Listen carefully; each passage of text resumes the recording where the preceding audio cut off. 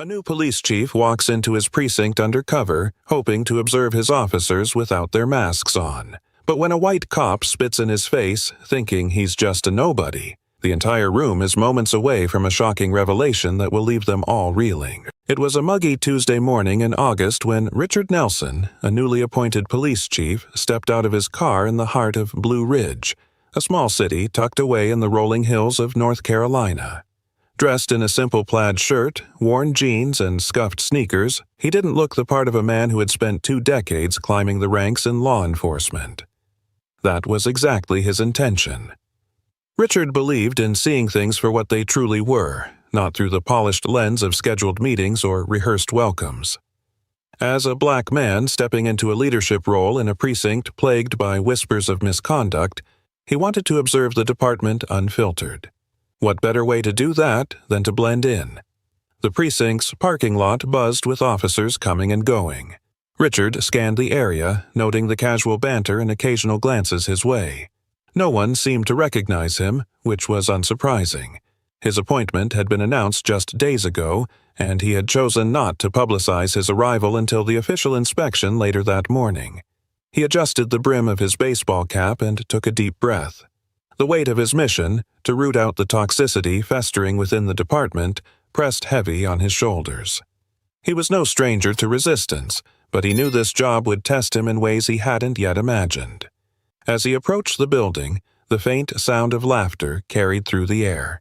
Richard stepped through the precinct's side entrance, unnoticed among the hum of casual chatter and ringing phones. The tiled floors glistened under harsh fluorescent lights, and the smell of stale coffee hung in the air. He walked slowly, observing the dynamics around him. Groups of officers huddled near desks, some swapping stories, others reviewing paperwork.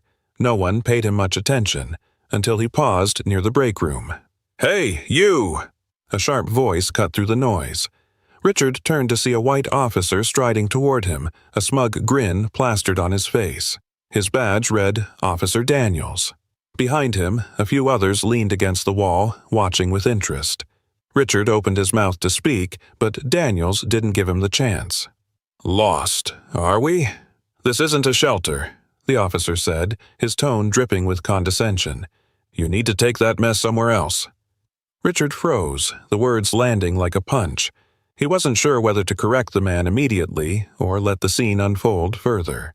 Before he could decide, Daniels stepped closer, his voice rising for the benefit of his audience. "Didn't you hear me? Get out of here. We don't need people like you hanging around." Laughter erupted from the onlookers, and Richard clenched his jaw, his heart pounding. He tried to speak, but Daniels leaned in, his face inches away. Then, without warning, the officer spit, straight into Richard's face. Time seemed to stop. Richard's breath hitched as the warm saliva dripped down his cheek. Around him, the laughter grew louder. One officer slapped the table, doubling over in amusement, while another muttered something about showing the riffraff their place. Richard's mind raced. He could feel his pulse pounding in his ears, but he kept his composure. He reached into his pocket, pulling out a handkerchief to wipe his face, his movements slow and deliberate. "Is this how you treat everyone who walks through these doors?" he asked, his voice calm but firm. Daniels smirked. "Only the ones who don't belong here." The group burst into laughter again, but Richard said nothing. Instead, he turned and walked down the hallway, leaving the officers behind. As he headed toward the precinct's main office, an intercom crackled to life, calling all personnel to the briefing room.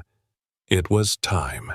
The briefing room was abuzz with chatter as officers filed in, some carrying coffee mugs, others laughing over inside jokes.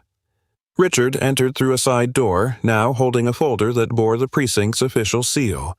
He stood just out of view, watching the room fill with familiar faces, some still chuckling from the earlier incident. At the front of the room, Captain Harris, a stout man with a graying mustache, called for order. "All right, settle down, everyone. We've got an important introduction today." The officers quieted, their curiosity piqued. Daniels leaned against the wall, his arms crossed, a smug expression still plastered on his face. The man was clearly enjoying his morning. Captain Harris cleared his throat. "As most of you know, Chief Caldwell retired last month. We've been waiting for his replacement, and I'm pleased to introduce our new leader, a man with an impressive record and a vision for this department." Richard stepped forward, his footsteps measured. The room froze as he walked to the podium, his presence commanding attention. He placed the folder on the lectern and slowly scanned the room. His calm demeanor only heightened the tension. Daniels's smirk faltered. The color drained from his face as recognition dawned. The other officers exchanged uneasy glances, some whispering, others staring at Richard with wide eyes. "Good morning," Richard began, his voice steady. "My name is Richard Nelson. As of today, I'm your new chief of police." The silence was deafening. Daniel's face turned a deep shade of red, his bravado evaporating. Richard's gaze landed on him, holding for a moment longer than necessary, before sweeping across the rest of the room. "When I arrived this morning," Richard continued, "I came in plain clothes because I wanted to see the department through an unfiltered lens. What I witnessed was eye-opening." A murmur rippled through the crowd, but Richard raised a hand to silence it. "In my brief time here, I've already seen behaviors that are not just unprofessional but downright unacceptable. Let me make one thing clear. The culture that has been allowed to fester here ends today." The room remained eerily quiet, the weight of his words sinking in. Daniels shifted uncomfortably, his eyes darting to the floor. Richard took a step closer to the edge of the podium, his tone sharp but controlled. "Respect is not optional. It's the foundation of what we do as law enforcement. Without it, we fail, not just each other, but the community we serve." He let the silence hang for a moment, watching the officers squirm under his gaze.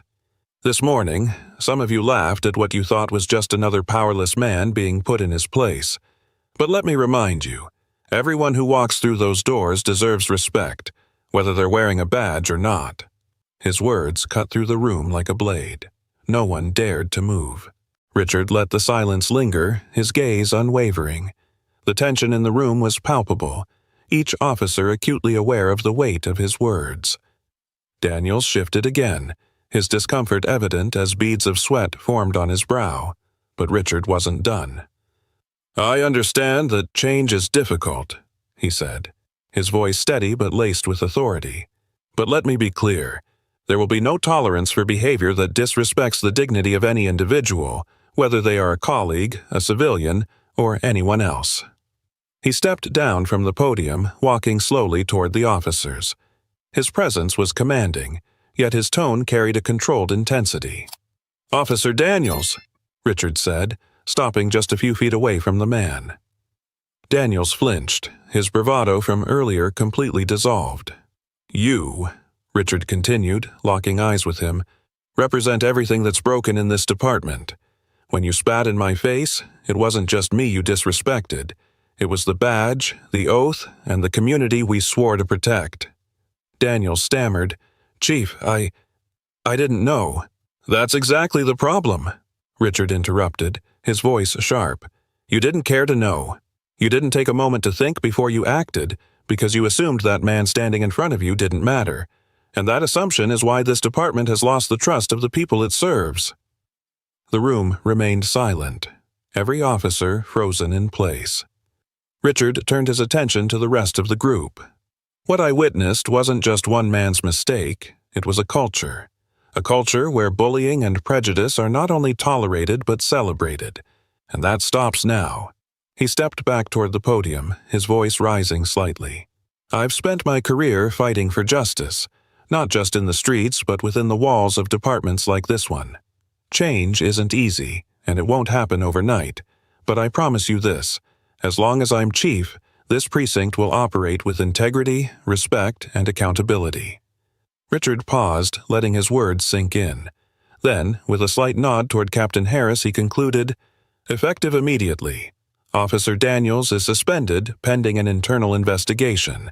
And for those of you who think this is just a slap on the wrist, think again. This is the first of many changes." Gasps rippled through the room.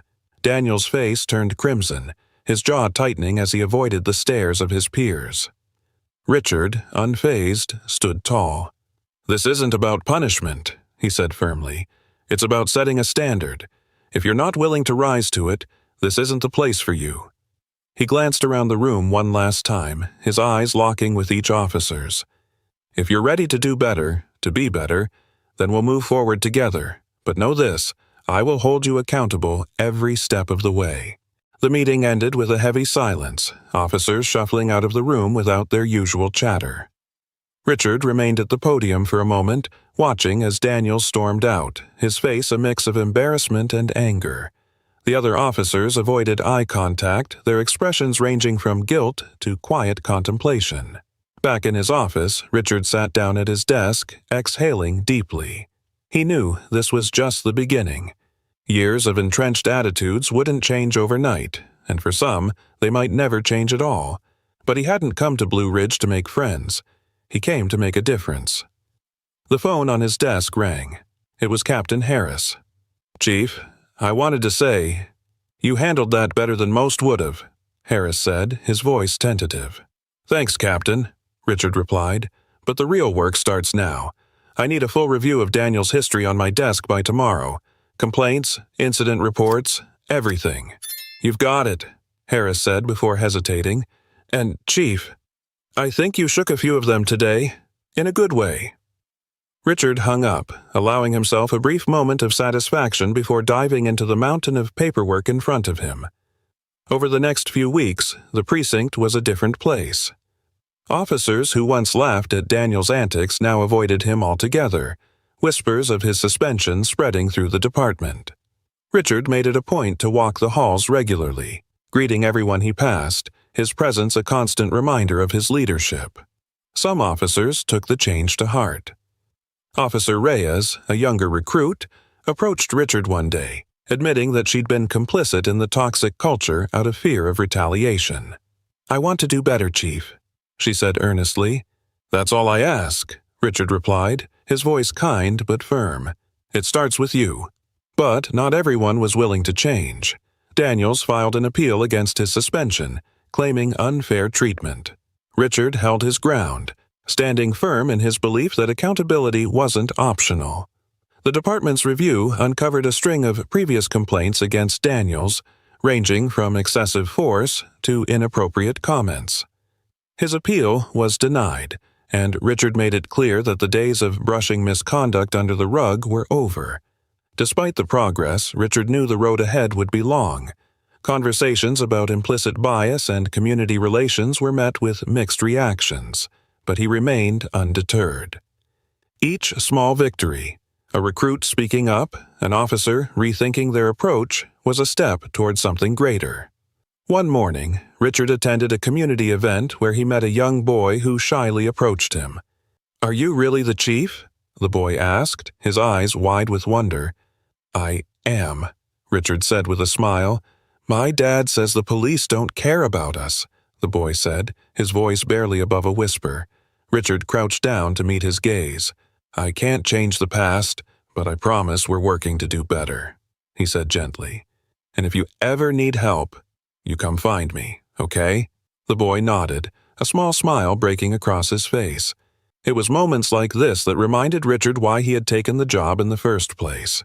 By the end of his first year, the precinct was far from perfect, but it was undeniably different. Officers who couldn't adapt were gone, replaced by recruits who shared Richard's vision for a fair and respectful department. The community, once skeptical, began to see signs of change, a renewed effort to build trust and bridge divides. Richard stood in the precinct's main hallway one evening, watching as officers filed out after their shifts. The laughter and camaraderie felt different now, not at someone's expense, but genuine and inclusive.